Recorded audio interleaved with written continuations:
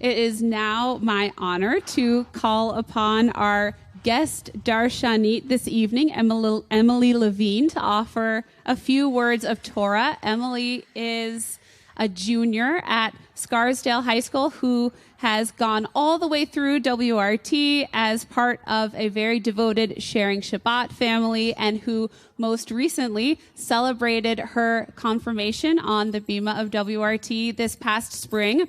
Emily offered the Devar Torah as part of her confirmation service, and her words were so impressive and her message was so timely that we wanted to invite her to offer an adaptation of them again this evening. And so at this time, it is a privilege for me to call Emily forward to share some Torah with our community.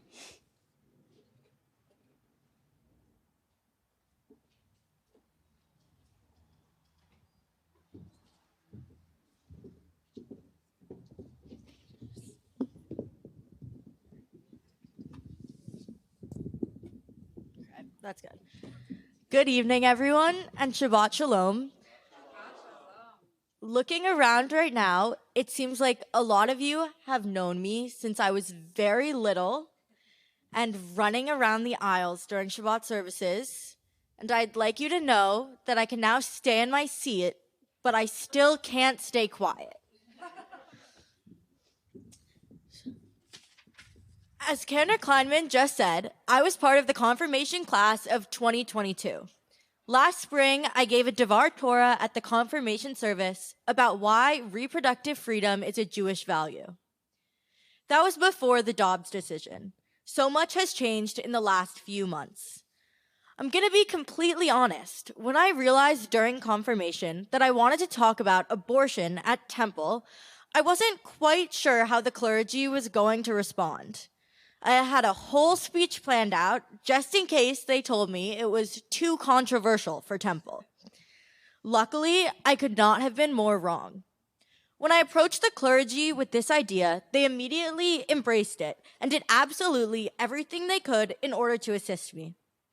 Over the last year, I have slowly begun to feel more Jewish. Confirmation provided me with a space to recognize the connections between my values and Judaism. This helped me feel closer to my Judaism. I have always seen social justice and Judaism as separate pieces of my identity, but over the last year, I have learned just how interconnected they are. I've gotten to further my Jewish studies through the Kol Kolenu Fellowship. Kol Kolenu is a teen feminist fellowship through Moving Traditions, which Moving Traditions describes as a year-long fellowship which invites teens of all genders to learn how to apply a Jewish feminist lens to the world, ask powerful questions, deepen their knowledge about social change, and amplify their voices to share their beliefs and express a call to action.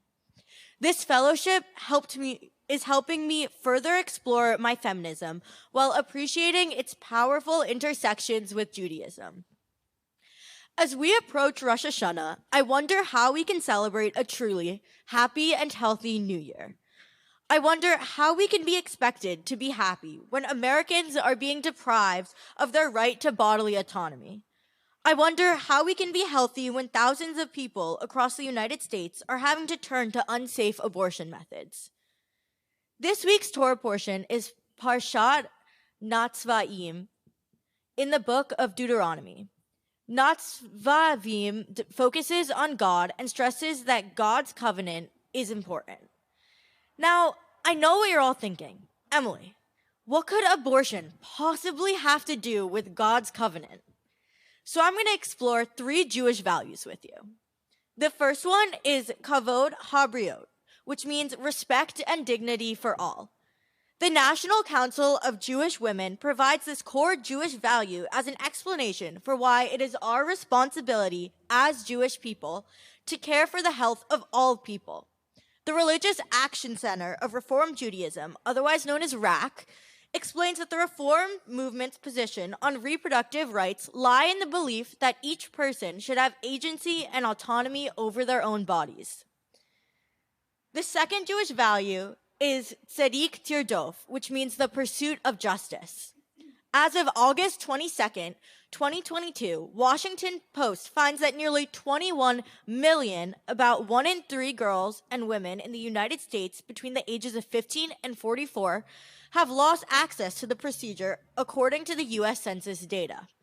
We are morally obligated as Jewish people to stand up for those without a voice. The last Jewish value is Dina Dimahuta Dina, which appears multiple times throughout the Talmud.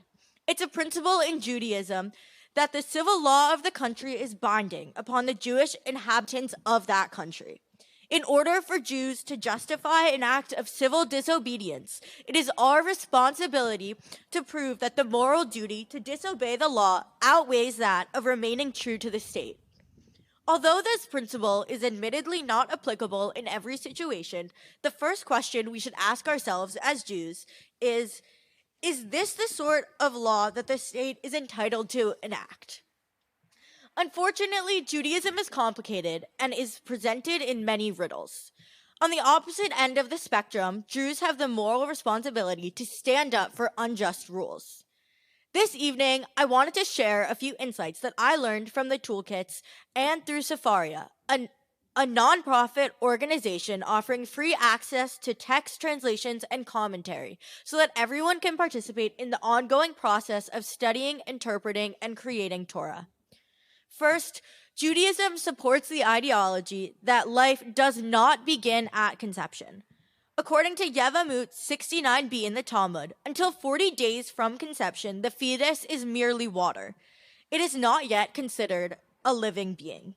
40 days would allow a person to recognize they are pregnant, as they will likely have missed a period. Additionally, the words that stood out most to me were not yet considered a living being. The Torah recognizes that immediately following conception, a new life has yet to begin. This is later recognized again in Gittin 23b in the Talmud, which states a fetus is considered as its mother's thigh, a part of its mother's body. The Torah prioritizes the life of the mother over the unborn baby, and the Torah views an unborn baby as an extension of the person bearing the child. Abortion is not murder. According to reformjudaism.org, Exodus 21 verses 22 and 23 describes a situation in which 2 men are fighting and a pregnant woman is accidentally injured. If the fetus is lost but the woman survives, the man who is responsible is fined for injuring the woman. But if the woman dies, it's considered a capital crime punishable according to nefesh taha nefesh, a life for a life. Jewish law not only permits, but actually requires abortion when necessary to save a woman's life. The Mishnah's ruling leads some later authorities to broaden permission to abort beyond the threat to a woman's life, but to her healing, be it physical or physiological. Different religions hold different beliefs about when life begins following conception. The CJW finds the U.S. Constitution supports the freedom of religion and demands that no one imposes a single religious viewpoint on all.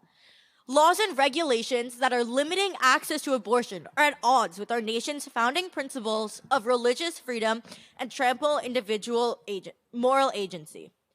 I'd like to conclude tonight with a call to action. To get involved with the fight to help people maintain the right to choose, you can go to PlannedParenthood.org or ReproductiveRights.org to see ways to get involved and to learn more. Shana Tova, and I wish you and your loved ones a very sweet new year.